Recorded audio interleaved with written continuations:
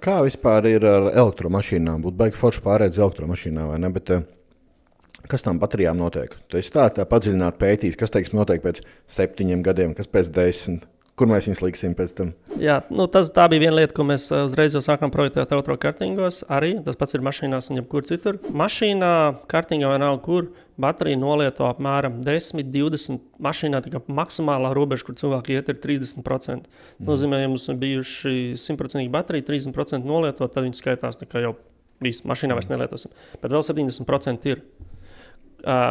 Kur tas ir izdevīgi? Tas ir izdevīgi saules enerģijas, vēja enerģijas un visādi citu enerģiju uzkrāšanai. Tāpēc, kad tās baterijas var kraut kaudzē un vēl 10 gadus vai 15 gadus izmantot atjaunojamās enerģijas uzkrāšanai.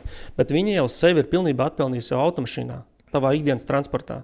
Tas nozīmē, ka mēs varam samazināt ļoti radikāli atjaunojamās enerģijas izmaksas, uzglabāšanas izmaksas. Praktiski pavēlt uzglabāt enerģiju, ko mēs pa dienu salādējam.